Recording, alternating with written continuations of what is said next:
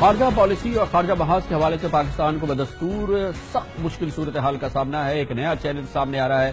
کل افغان صدر ڈاکٹر اشرف غنی نے ہارٹ آف ایشیا کانفرنس میں پاکستان پر نہ صرف سخت تنقید کی بلکہ حیرت زدہ کیا جب انہوں نے پاکستان کی جانب سے $500 ملین کی امداد لینے سے صاف انکار کر دیا۔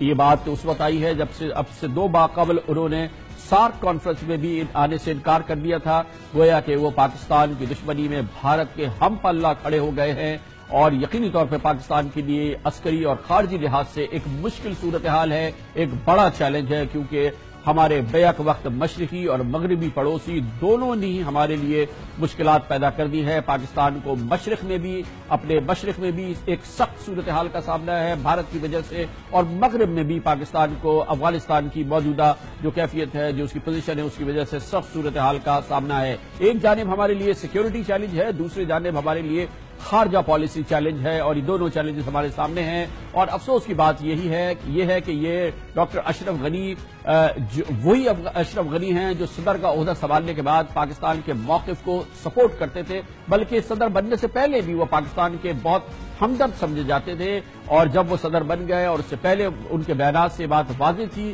کہ بالآخر حامد کرزئی کے بعد افغانستان میں پاکستان کا موقف سمجھنے والی قیادت آ رہی ہے، اور پاکستان میں اس حوالے سے قدرے اطمینان تھا۔ یہ وہی اشرف غنی ہے جو صدر کا عہدہ سنبھالنے کے 6 ہفتے کے بعد ایک بہت بڑے وفد کے ساتھ پاکستان کے دورے پر تشریف لائے تھے۔ وزیر اعظم جناب نواز شریف سے ان کی بہت بھرپور ملاقات ہوئی تھی، برادرانہ خیالات کا اظہار کیا تھا، اور پھر غیر معمولی طور پہ ڈاکٹر اشرف غنی کو جنرل ہیڈ کوارٹر میں مدعو کیا گیا تھا، جہاں انہیں سابق chief of army staff general Raheel Sharif نے ایک بھرپور ویلکم دیا تھا، انہیں بہت اچھا ویلکم کیا گیا تھا۔ یہ پوری صورتحال تھی، اور اس کے بعد جناب اشرف غنی بدستور پاکستان کے موقف کو سمجھتے نظر آ رہے تھے، مگر ایسا لگتا ہے کہ صورتحال بدلی ہے اور اس میں بہت بڑی تبدیلی آ گئی، یا یہ کہ اشرف غنی کو قابو کر لیا بھارت کی پالیسی سازوں نے، یا ان پر مغرب کا دباؤ تھا، یا کوئی وجہ تھی۔ ایسا لگتا یہ ہے کہ افغان صدر اشرف غنی جو کہ اپنے پہلے سال میں وزیر اعظم جناب نواز شریف اور آرمی چیف جنرل راحیل شریف سے کابل اور اسلام آباد میں ملاقاتیں کر رہے تھے، اور اس میں اس حد تک بات آگے بڑھی تھی کہ اشرف غنی نے ایک موقع پہ کہا تھا کہ پاکستان اور افغانستان میں جمہوری عمل کا تسلسل وہ مسلسل چاہتے ہیں۔ انہوں نے یہ بھی کہا تھا کہ ہم ماضی کو بھول کر مستقبل پر نظر رکھ رہے ہیں، اور پھر جو مذاکرات ہوئے اس حوالے سے ان کا کہنا تھا کہ پاکستان اور افغانستان نے تجارتی تعلقات کا 13 سالہ سفر 3 روز میں طے کر لیا ہے۔ اور جنرل اشرف غنی GHQ کے دورے پر جب گئے تھے تو انہوں نے کہا تھا کہ کابل اسلام آباد کے ساتھ سیکیورٹی اور دفاعی تعلقات کو فروغ دینا چاہتا ہے اور سرحدی انتظام میں تعاون چاہتا ہے۔ پھر دونوں ملکوں کی انٹیلیجنس ایجنسیز کے حوالے سے بھی ڈاکٹر اشرف غنی کی کوششوں کے نتیجے میں بہت ہی اسپیس جو تھی وہ کور ہوئی تھی پاکستان کی ملٹری سروسز کی اور انٹیلیجنس سروسز کی افغانستان کی سروسز کے ساتھ، کہ اچانک یہ پورا معاملہ پلٹا اور اشرف غنی ایسا لگا کہ انہوں نے پاکستان سے بالکل منہ موڑ لیا ہے، اور پچھلے چند مہینوں کے دوران جو ان کی گفتگو رہی ہے وہ اس سے زیادہ سخت اور اس سے زیادہ پاکستان مخالف رہی ہے جو نریندر مودی کی رہی ہے۔ اشرف غنی جو پاکستان کے بارے میں پچھلے چند مہینوں میں کہہ رہے ہیں وہ ہم آپ کو اس کی جھلک دکھاتے ہیں۔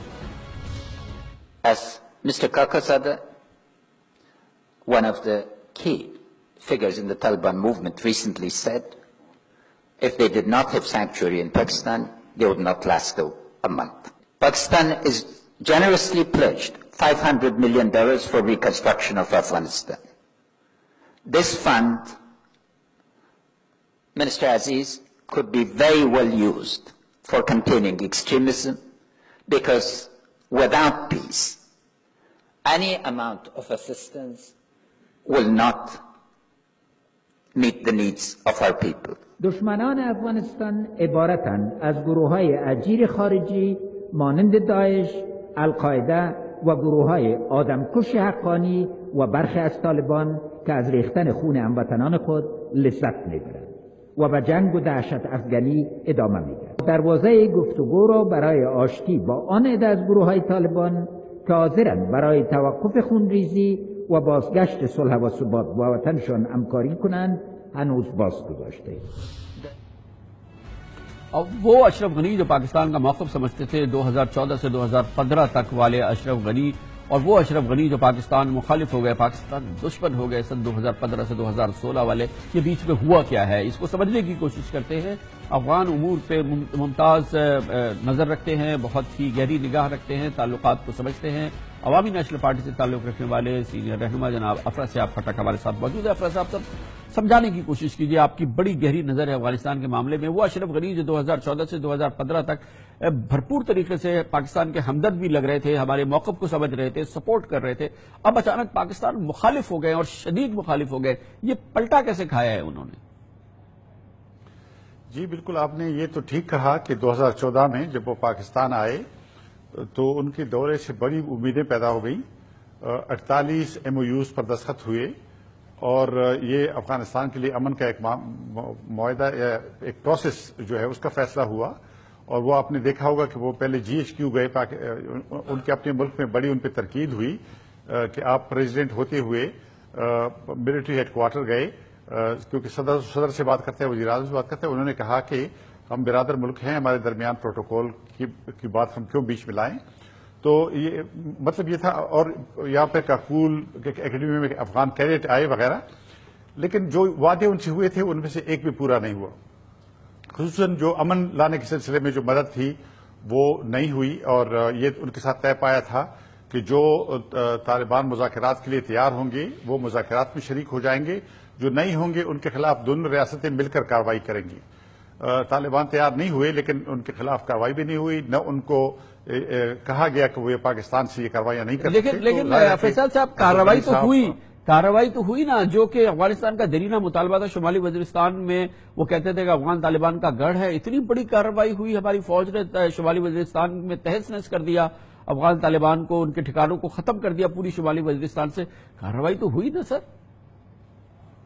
جی لیکن کارروائی تو ایسی ہوئی کہ ظاہر ہے کہ انہوں نے کہا کہ اچھی کارروائی ہے، لیکن یہاں سے سارے ٹیررسٹ جو ہے افغانستان میں داخل ہو گئے، اور جو افغانستان میں لڑائی وہ تو ابھی تک یہاں بیٹھے ہوئے نا۔ دیکھیں جی، یہ طالبان کا نظام جو ہے وہ امارت کا نظام ہے، ان کا امیر جہاں بیٹھتا ہے وہاں ان کی حکومت ہوتی ہے، تو وہ امارت ابھی تک پاکستان میں ہے۔ ہمارے سرفراز عزیز صاحب نے ریکارڈ پہ کہا تھا کہ طالبان کی قیادت، افغان طالبان کی قیادت پاکستان میں بیٹھی ہوئی ہے، تو امارت یہاں پہ ہے، متوازی حکومت یہاں پہ قائم ہے۔ اور 2 سال سے افغانستان میں لڑائی ہو رہی، دن کو لڑائی ہو رہی ہے، رات کو لڑائی ہو رہی ہے، گرمی میں لڑائی ہو رہی ہے، سردی میں لڑائی ہو رہی ہے۔ ان کے ایک مہینے میں 1,500-2 ہزار افراد جان سے جا رہے ہیں، پچھلے 2 مہینے میں ان کے 300 سکول تباہ ہوئے ہیں۔ تو اب ظاہر ہے کہ ان کارروائیوں پہ وہ مبارکباد تو نہیں دے سکتے، نہ وہ ایک طرح سے ہمارا شکریہ ادا کر سکتے ہیں، ظاہر ہے وہ تو یہی کہیں گے جو انہوں نے کہا ہے۔ اور تھوڑا سا یہ بھی دیکھنے کی بات ہے کہ وہ پہلے پاکستان سے بات کرنا چاہتے تھے، یعنی ہم سے پاکستان سے مایوس ہو کے انہوں نے انڈیا کی کا رخ کیا ہے، تو ایک طرح سے جو ہندوستان کی طرف ان کا جھکاؤ ہے وہ پہلے موجود نہیں تھا، لیکن جو وہاں پہ جنگ جتنی بڑھ گئی ہے، افغان ریاست اور معاشرے کے خلاف جو مکمل جنگ ہے، اور اس کے ڈانڈے یہاں سے ملتے ہیں، تو اس کے رد عمل کے طور پر ایک طرح سے وہ اچھا یہ سمجھانے کی کوشش کریں، اس میں داخلی سیاست، جو داخلی اندرونی مسائل ہیں افغانستان کے، اس کا کتنا بڑا حسن ہے، اس کا کتنا بڑا اس میں انوالومنٹ ہے؟ کیونکہ دیکھیں نا، افغانستان کی سیاست میں شمالی اتحاد کا بڑا ایک حصہ ہے، اور شمالی اتحاد بدترین پاکستان مخالف ہے، بھارت کا زبردست اس پہ انفلوئنس ہے، اور پھر ظاہر ہے کہ وہاں کی سیاسی کانفیگریشن میں شمالی اتحاد کا بڑا حصہ ہے۔ کتنا شمالی اتحاد کا انفلوئنس تھا کہ اشرف غنی پاکستان ہمدرد ہونے کے سے پلٹ گئے اور وہ باقاعدہ بھارت کی گود میں جا کے بیٹھ گئے؟ اس میں اندرونی سیاست کا کتنا ہاتھ تھا؟ جی داخلی مسائل ان کے ہیں، اس میں شک نہیں ہے۔ اس کے آپ کو یاد ہے کہ جب پچھلے سال وہ یہاں پہ تشریف لا رہے تھے، یہاں پہ ان کو دعوت دی گئی تھی، تو وہ پہلے نہیں آ رہے تھے، یہاں سے ہم سیاستدانوں کا پاکستانی سیاستدانوں کا ایک ڈیلیگیشن گیا ان کے پاس، اور اس ڈیلیگیشن کی کہنے کہ ان کی ریکویسٹ کو قبول کر کے وہ یہاں پہ آ گئے تھے، تو گلے ان کو شروع ہو گئے تھے، لیکن اس کے باوجود وہ یہاں آ گئے تھے، لیکن اس کے بعد بھی جنگ جاری رہی، افغانستان میں تشدد میں کمی نہیں آئی۔ اور دیکھیں تھوڑا سا ہم پاکستان میں اپنی پالیسی کا جائزہ لیں، اب ذرا دیکھیں یہ جو اعلامیہ جاری ہوا ہے ہارٹ آف ایشیا کانفرنس کا امرتسر سے، اس کے اندر جو دہشت گرد تنظیموں کے نام ہیں وہ ساری پاکستان میں ہیں، یا 99% پاکستان میں ہیں، اور خود ہمارے مشیر خارجہ صاحب نے بھی اس پر دستخط کیے ہیں۔ تو یہ ایسی پالیسی ہے کہ ہم خود اس کو ڈیفینڈ نہیں کر سکتے۔ میں سمجھتا ہوں کہ تھوڑی سی ہمیں اپنی افغان پالیسی پہ نظر ثانی کرنی ہوگی، اور افغانستان کو انڈیا سے ڈی ہائیفنیٹ کرنا ہوگا۔ پاکستان اور افغانستان کے اپنے تعلقات ہیں، اس کو انڈیا کے پرزم سے نہیں دیکھنا چاہیے. امریکہ چلا جائے گا افغانستان سے, روس چلا گیا تھا, امریکہ بھی چلا جائے گا, لیکن پاکستان نے بھی یہاں رہنا اور افغانستان نے بھی رہنا ہے. ہم نے آپس میں بات کرنی ہے, اور یہ جو 4 فریقی مذاکرات تھے وہ ختم ہو گئے ہیں, لیکن کوئی پولیٹیکل انیشیٹو موجود نہیں ہے. تو یہ ایک طرح سے پاکستان کی حکومت کی ذمہ داری ہے کہ تھوڑا سا افغانستان کے ساتھ کوئی نیا انیشیٹو لے اور امن کی بحالی کے لیے اقدامات اٹھائے. پاکستان اور افغانستان کے درمیان ایسے تعلقات ہیں کہ جس میں کوئی تیسرا ملک نہیں آ سکے گا اگر ہم ایک درست افغان پالیسی اختیار کریں گے. بہت بہت شکریہ جناب افراد سے. آپ کھٹا کا عوامی نیشنل پارٹی سے تعلق ہے, پاکستان کی موجودہ افغان پالیسی کے ایک نقاد بھی ہیں, شدید تنقید بھی کرتے ہیں, لیکن بہرحال ان کا اوپینین سننا بہت ضروری ہے. مسئلہ ہے پاکستان کے لیے خارجہ محاذ پر کل وقتی وزیر خارجہ سے محروم پاکستان اس وقت ایک مشکل صورتحال کا سامنا کر رہا ہے. جب افغانستان کے موضوع پر کل اس کی صورتحال نظر آئی, ہارٹ آف ایشیا کانفرنس کے مشترکہ اعلامیے میں پاکستان میں موجود مبینہ دہشت گردوں کی تو بھرپور نشاندہی کی گئی. پاکستان میں موجود مبینہ دہشت گرد گروہ کی بات کی گئی, مگر پاکستان میں ملوث بھارت اور افغانستان کی انٹیلیجنس ایجنسیز کی مدد سے کام کرنے والے دہشت گردوں کی دیکھ کرنے کی نہ بات کی گئی ہے, نہ ہی ان گروپس کی جو کہ بھارت اور افغانستان میں موجود ہیں اس کا اس مشترکہ اعلامیہ میں ہارٹ آف ایشیا کانفرنس میں دور دور تک کوئی ذکر موجود نہیں تھا. اس بڑی بین الاقوامی کانفرنس کے اس ماحول کی وجہ سے پاکستان کے لیے بدمزگی بھی پیدا ہوئی جب مشیر خارجہ سرتاج عزیز کو مقررہ وقت سے پہلے کل امرتسر سے پاکستان کا رخ کرنا پڑا. ایک ڈیفیکلٹ سچویشن ہے جو کہ کل پھر سامنے آئی. اس سے قبل بھارت کے ایک اشارے پر پاکستان میں ہونے والی سربراہ کانفرنس سارک سربراہ کانفرنس بالکل ڈھیر ہو گئی تھی, اور اس خطے میں موجود افغانستان, بنگلہ دیش, بھوٹان, حتیٰ کہ سری لنکا نے بھارت کی ایک خواہش کے آگے سرنگو ہو گئے تھے اور انہوں نے سارک سربراہ کانفرنس میں شرکت سے انکار کر دیا تھا. اسلام آباد سے انکاری ہو گئے تھے. سارک کے 5 انتہائی اہم ممالک ہیں, اور پاکستان کے لیے جو خارجہ محاذ پر چیلنج ہے وہ بہت زیادہ عیاں ہو کے سامنے آیا تھا. ہارٹ آف ایشیا کانفرنس میں پاکستان کے قریبی دوست چین نے بہرحال روایتی طور پر پاکستان کا بھرپور ساتھ دیا, لیکن خوشگوار حیرت بھی تھی پاکستان کے لیے خارجہ پالیسی کے حوالے سے کہ پاکستان کے دفاع کے لیے غیر متوقع طور پہ روس سامنے آیا, اور روس کی جانب سے پاکستان کی حمایت نے بھارت کو بہرحال ششدر کر دیا جو کہ چھانے کی کوشش کر رہا تھا اس کانفرنس میں. اور افغانستان کے لیے روس کے خصوصی نمائندے تھے زمیر کالابوروف, جنہوں نے کل ہارٹ آف ایشیا کانفرنس میں پاکستان پر جب الزام تراشی جاری تھی انہوں نے کہا کہ یہ غلط ہے اور یہ جگہ الزامات میں کا کھیل کھیلنے کی نہیں ہے. روس کی جانب سے پاکستان کی اس طرح سے حمایت میں آنا یہ غیر معمولی واقعہ ہے. روس کے خصوصی مشیر نے کیا کہا آپ کو سناتے ہیں. I don't think that Heart of Asia is the right place for setting scores between member states. We believe the Heart of Asia is a dialogue platform which can complement but never supplement of existing regional, well-known regional organization, which is India, almost a full member, and we are in favor of putting aside bilateral blames, because after these blames life will continue and your countries will remain for centuries neighbors. روس نے بھارتی media میں بھی کی جانب سے بھی بھرپور کوششوں کا جواب دیا جب اسی روس کے نمائندہ خصوصی کو بھارت کے میڈیا نے بہت اکسایا کہ وہ پاکستان کے خلاف کچھ بولے, مگر روس کے اس نمائندہ خصوصی نے وہاں پر بھی ایک بھرپور پاکستان کے حوالے سے اپنے رویے کا اظہار کیا جو کہ یقینی طور پر خوشگوار حیرت تھی پاکستانیوں کے لیے. In the recent past, we've seen the alignment. We've seen how Russia has started doing business with Pakistan. And in the military presence or the military cooperation that Russia has with Afghanistan, that Russia has with India, Russian cooperation at the military level with Pakistan is a concern for these two countries. We cannot understand this, let me put it mildly, jealousy, because India has very close cooperation with the United States of America in the field, so that we used to be almost the only trusted partner. So have you ever heard any complaints from Moscow about that? So let's be grown up. Let's look to the world as it is. We are living in a world of multipolar. یہ پوری صورتحال, یہ challenge Pakistan کی خارجہ policy کا, اس پر ہم بات کرتے ہیں. وزیر اعظم کے مشیر خصوصی برائے خارجہ امور اور نیشنل سیکیورٹی جناب سینیٹر سرتاج عزیز ہمارے ساتھ موجود ہیں. بہت بہت شکریہ سرتاج صاحب. فرمائیے گا کہ کل مشترکہ اعلامیہ میں بھارت کے موقف کی اور پاکستان مخالف موقف کی تو بڑی عکاسی ہو گئی، لیکن یہ جو ہارٹ آف ایشیا کا جوائنٹ کمیونیکے آیا، پاکستان کے کنسرن کی اس میں کہیں ہمیں نظر نہیں آئی صورتحال۔ پاکستان میں جو دہشت گردی ہو رہی ہے جن ملکوں کی جانب سے ہو رہی ہے اس کا تو کوئی ذکر نہیں ہے اس مشترکہ اعلامیہ میں۔ مشترکہ میں جو ہارٹ آف ایشیا کا جاری ہوا ہے یہ مجموعی طور پہ ایک بیلنسڈ اعلامیہ ہے۔ اس کو نیگوشیٹ پچھلے 2-2.5 مہینے سے ہو رہا ہے اور تمام، اور اس لیے بائی کنسنسس اڈاپٹ ہوا ہے۔ اس میں کوئی ایسی نہیں ہے کہ ہمیں رول کیا گیا یا ہمارے مخالفت، اور اس میں یہ جو پیراگراف جس کی طرف توجہ لوگ مبذول کر رہے ہیں کہ جہادی تنظیموں کا ذکر ہوا ہے، اس میں پہلی بات یہ ہے کہ وہ صرف افغانستان کے حوالے سے نہیں ہے، پورے ریجن کے حوالے سے۔ تو اس میں تمام کوئی 10-12 تنظیموں کا ذکر ہے۔ اس میں طالبان کے علاوہ جو داعش ہے وہ بھی ہے، القاعدہ بھی ہے، جو مختلف دوسرے گروپ ہیں جند اللہ وہ بھی ہیں۔ تو وہ اس کا جو آپریٹو پیراگراف ہے وہ یہ ہے کہ اس لیے تمام ممالک کو کہا جاتا ہے کہ وہ اپنی جو قومی کاؤنٹر ٹیررزم پالیسی ہے اس کے مطابق اور اقوام متحدہ کی جو 2006 کی گائیڈ لائنز ہے ان کے مطابق کارروائی کریں۔ ہم یہ کر رہے ہیں، ہمارا نیشنل ایکشن پلان ہے، اور ہم یہی کہہ رہے ہیں کہ ہم یہ کارروائیاں اپنی سیکورٹی کے لیے کر رہے ہیں، دوسروں کو خوش کرنے کے لیے یا ان کے دباؤ پہ نہیں کر رہے۔ تو اس لیے ہمارا یہ پیراگراف جو ہے یہ ہمیں کوئی اس میں نہیں ہے، اور اس لیے اس لحاظ سے یہ بیلنسڈ ہے۔ انہوں نے کوشش کی ظاہر ہے اپنی طرف سے کہ چلو وہ تنظیمات ڈالیں جو پاکستان کے حوالے سے ہیں، لیکن وہ باقی ممالک نے اس کو بیلنس کر دیا اور یہ ایگریمنٹ ہے۔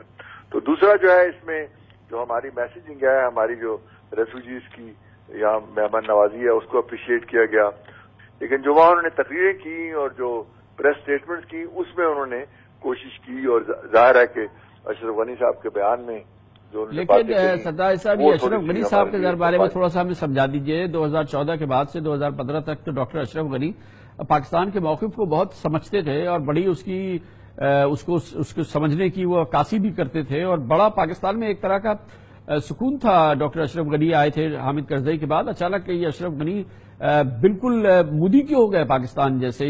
کیا ہوا یہ جو پلٹ گئے اس کی کیا وجہ ہے آپ کے خیال میں؟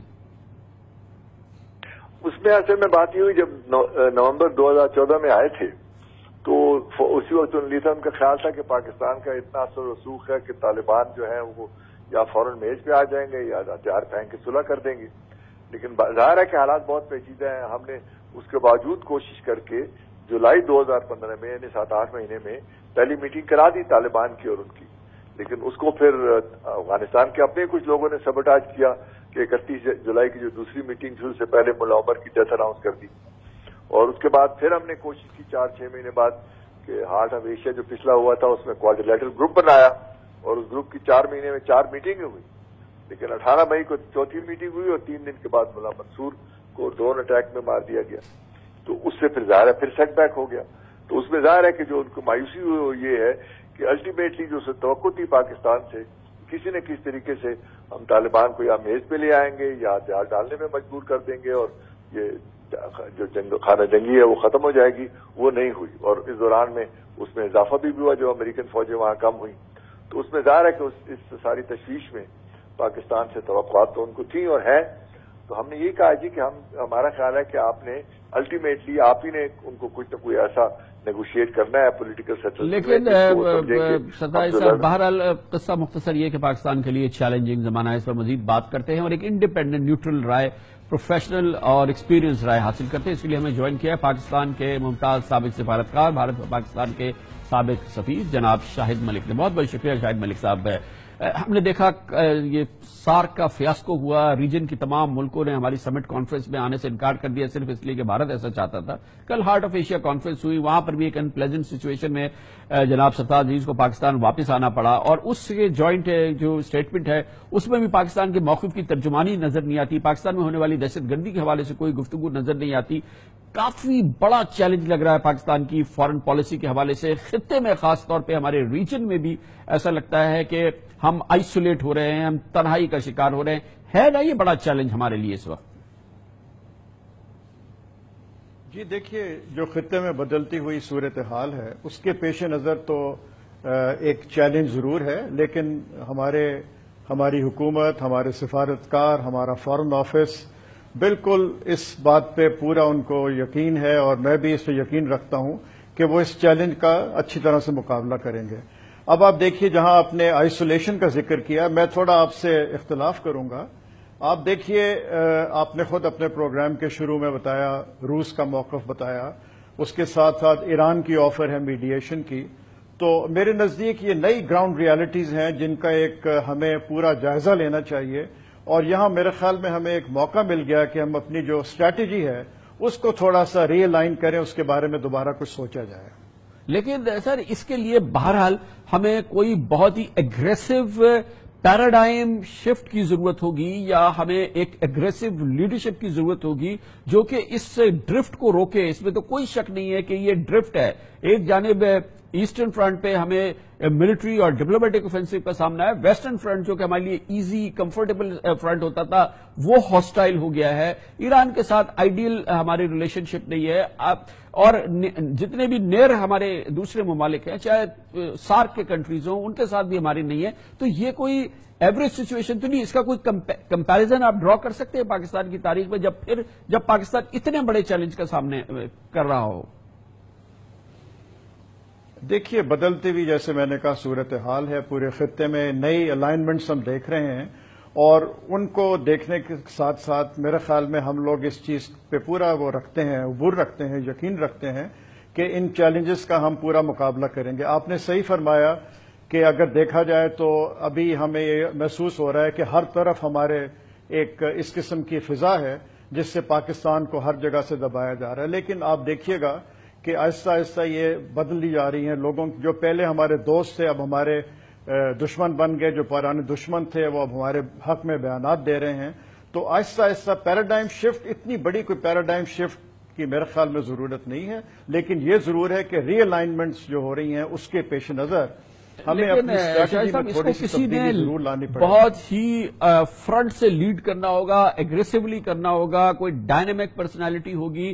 آپ کے خیال میں پاکستان کو ضرورت ہے ایک ایکٹیو ڈائنامک فوری فارن منسٹر کی؟ پاکستان کا یہ موقف، وزیر اعظم کا موقف کے 4 سال ہو گئے ہیں، کوئی وزیر خارجہ نہیں ہے، اس صورتحال میں بھی نہیں ہے. آپ کہیں گے کہ اس وقت پاکستان کو ایک بھرپور وزیر خارجہ کی ضرورت ہے؟ دیکھیے کامران خان صاحب، میں ہندوستان میں کافی دیر رہا ہوں، اور میرے ہوتے ہوئے وہاں پہ وزراء خارجہ یہاں پہ رہے ہیں پاکستان میں. اس کے باوجود آپ دیکھیے کہ ہندوستان کے رویے میں یا دنیا میں کیا ایسا چینج آ گیا کہ فارن منسٹر کے ہوتے ہوئے یا نہ ہوتے ہوئے. اس سے میں آپ سے ضرور اتفاق کروں گا کہ ہمارے پاس اس قسم کے لوگ ہیں. سرتاج عزیز صاحب خود موجود ہیں، اتنے تجربے کار وہاں سیاستدان ہیں، اور ان کا فارن افیئرز پہ بھی بڑا عبور ہے. تو انہوں نے بڑی بھرپور طریقے سے پاکستان کی قیادت کی ہے. فارن منسٹر ہو بہت اچھا ہے. کئی چیزیں ایسی ہیں جس کی وجہ سے فارن منسٹر نہ ہونے کی وجہ سے کچھ ہمیں محسوس ہوتا ہے جب ہم باہر جاتے ہیں، لیکن میرے خیال میں سرتاج عزیز صاحب یہ ذمہ داری بڑی بھرپور طریقے سے نبھا رہے ہیں. آپ کے خیال میں رشیا ایز این اپرچونٹی سامنے آیا ہے؟ رشیا کی جو ریسنٹ سٹیٹمنٹس ہیں، جو اس کا پوسچر ہے، اس کو ہمیں کلٹیویٹ کرنے کی ضرورت ہے، اور اس کو کتنا ہارنس کر سکتے ہیں ہم؟ جی کامران خان صاحب، یہ میرے خیال میں ہمارے لیے ایک اپرچونٹی ہے، اور اسی لیے جو میں کہہ رہا تھا کہ ہمیں تھوڑی سی اپنی اسٹریٹجک تھنکنگ جو ہے اس میں تھوڑا سا چینج لانا پڑے گا. اور جن کو ہم پہلے سمجھتے تھے کہ یہ ہمارے ساتھ کبھی نہیں ہوں گے، وہاں سے ہمیں موقع ملے ہیں. روس ہے، میں تو کہوں گا ایران ہے، اور بھی ہمیں دیکھنا چاہیے، خطے میں دیکھنا چاہیے، بڑھ کے دیکھنا چاہیے. تو میرے خیال میں بالکل آپ نے صحیح فرمایا کہ روس ایک اپرچونٹی ہے. روس پہ ہمیں چاہیے کہ ہم اپنا کریں. چین کے ساتھ ہمارے تعلقات پوری دنیا کو پتہ ہے، آپ کو پتہ ہے، مجھے پتہ ہے. ایران کے ساتھ ایک اپرچونٹی ہے، ایران میں بھی ہمیں اوپننگ ملی ہے، وہاں پہ بھی ہمیں چاہیے کہ اپنا وہاں پہ تھوڑا سا وہاں پہ بھی ہم اپنا وہاں پہ دیکھیں. بہت بہت شکریہ جناب شاہد ملک ہمارے ساتھ.